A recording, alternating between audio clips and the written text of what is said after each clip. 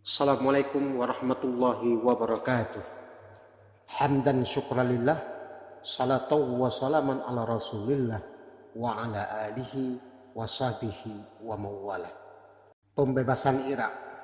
Khalifah Abu Bakar menyadari Imperium Persia di Irak dan Romawi di Syam merupakan dua kekuatan adidaya yang sangat membahayakan. Peran kedua negara ini sangat jelas pengaruhnya dalam menyulut perang Riddah yang sebenarnya, yang bertujuan merongrong kekuatan Islam.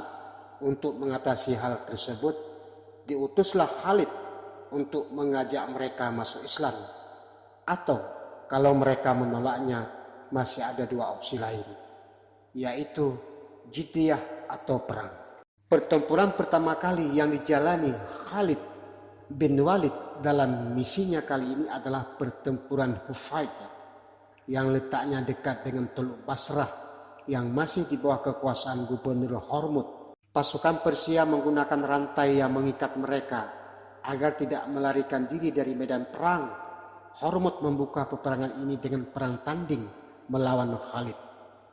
Pada awalnya Hormuz berniat melakukan tipu muslihat terhadap Khalid dengan menyiapkan beberapa komandan terpilihnya untuk ikut menyerang Khalid. Akan tetapi, tidak berselang lama, Khalid pun menyudahi perang tanding dengan membunuh Hormuz. Setelah itu, kaum muslimin menyerbu pasukan Persia dengan kemenangan di pihak kaum muslimin. Sementara itu, Khalid berhasil mengambil kopiah Hormuz yang menjadi simbol kebesaran Persia, lalu mengirimkannya kepada Baitul Mal.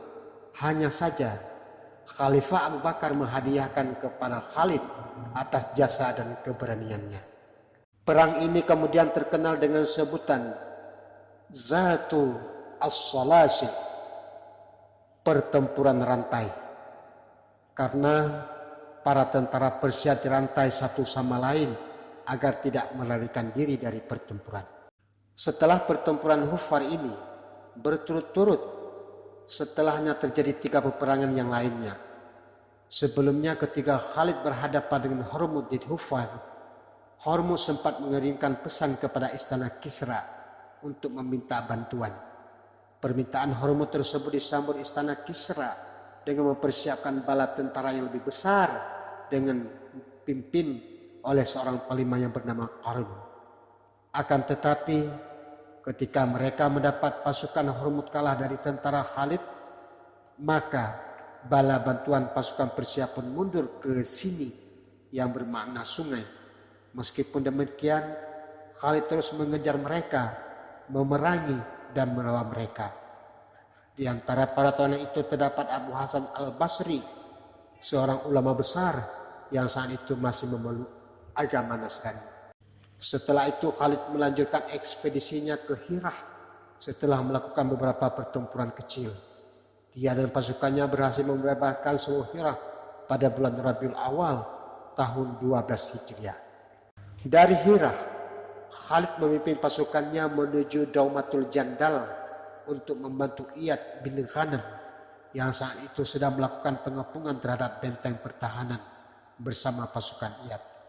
Khalid dan pasukannya melanjutkan pengepungan. Pemimpin pasukan Daumatul Jandal, Judi bin Rabi'ah, bersama sekelompoknya pasukan menyerang pasukan Iyad, sementara kelompok pasukan murtad yang kedua ditugaskan untuk memerangi Khalid dan pasukannya. Akhirnya, 2 kelompok pasukan yang diutus oleh Panglima Daumatul Jandal itu dapat dikalahkan dan kaum muslimin dapat menguasai benteng mereka. Peristiwa terakhir yang dialami Khalid adalah Perang Firat yang terjadi di sebelah utara Irak. Pembebasan Syam. Setelah Khalifah Abu Bakar merampungkan tugasnya menumpas kaum murtad, ia berkeinginan mengarahkan pasukannya menuju Syam. Maka dibuatlah surat keputusan yang ditujukan kepada semua penduduk di Arab di Mekah, Taif, Yaman, dan seluruh Arab, Najd dan Hijaz, yang isinya menyuruh mereka melakukan mobilisasi umum guna melaksanakan jihad di jalan Allah dan mendapatkan rampasan perang kerajaan Romawi.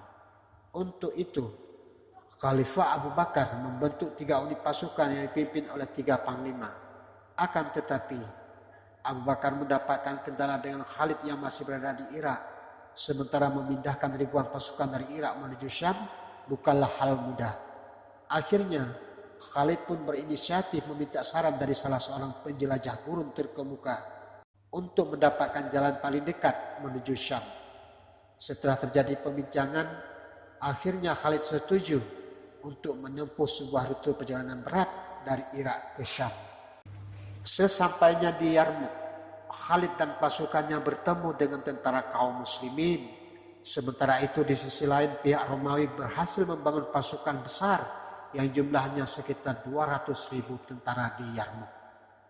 Khalid bin Walid menerima mandat sebagai panglima besar yang membawahi seluruh satuan pasukan. Kemudian dia menerapkan suatu strategi pengerahan pasukan yang belum pernah ada di dalam sejarah peperangan Arab sebelumnya. Perang Yarmouk adalah saksi kegagahan kaum muslimin dalam pengorbanan jiwa dan raga di jalan Allah Subhanahu wa taala.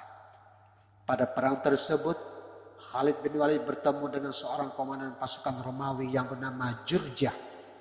Sebelum kedua pasukan bertemu dalam kancah perangan, maka terjadilah dialog di antara keduanya. Jurjah berkata, "Hai Khalid, jujurlah kepadaku dan jangan sekali-kali mendustaku. Benarkah Allah telah menurunkan pedang dari langit kepada nabimu? Kemudian dia memberikan pedang itu kepadamu hingga engkau hunuskan pedang itu ke arah musuh-musuhmu?" "Oh, bukan itu," sangkal Khalid. "Lantas, kenapa engkau mendapatkan julukan pedang Allah?" Kata Jurjus, "Allah tengah mengutus Rasulnya untuk kami. Maka di antara kami ada yang beriman dan ada yang tidak. Dulunya aku ini termasuk orang-orang yang mendustakan Allah Subhanahu wa ta'ala. Hingga Allah mengarahkan dan menunjukkan hatiku kepada Islam melalui Rasulnya itu. Kami pun membaiat beliau. Lantas beliau mendoakanku. Beliau berkata kepadaku, engkau adalah pedang di antara pedang-pedang Allah. Demikianlah julukan pedang Allah itu diberikan kepadaku." Khalid menceritakan kisah keislamannya. Setelah dialog yang cukup panjang, cahaya Islam mulai menerobos ke hati Jurjus. Akhirnya ia menyatakan keislamannya. Dia sempat melakukan sholat 2 rakaat. Dalam hidupnya dia tidak pernah sholat melainkan 2 rakaat itu. Semenjak itu dia bergabung di barisan kaum muslimin hingga terbunuh sebagai syahid di jalan Allah Subhanahu wa ta'ala. Kaum muslimin terus berusaha menggentarkan tentara Romawi dan mengobrak-abrik barisan mereka hingga akhirnya kekalahan demi kekalahan terus menghampiri kekuatan pasukan Romawi. Dalam pertempuran itu, Ikrimah bin Abu Jahal dan pamannya Al-Harith Al-Mahzumi serta Diral bin Adur gugur sebagai syuhada. Kemenangan berpihak kepada kaum muslimin, sementara rantai yang diikatkan kepada pasukan Romawi tidak lagi mampu menahan mereka untuk lari dari medan tempur. Inilah kisah yang dapat kita sampaikan pada hari ini. Semoga bermanfaat. Billahi fisabilillah. Wassalamualaikum warahmatullahi wabarakatuh.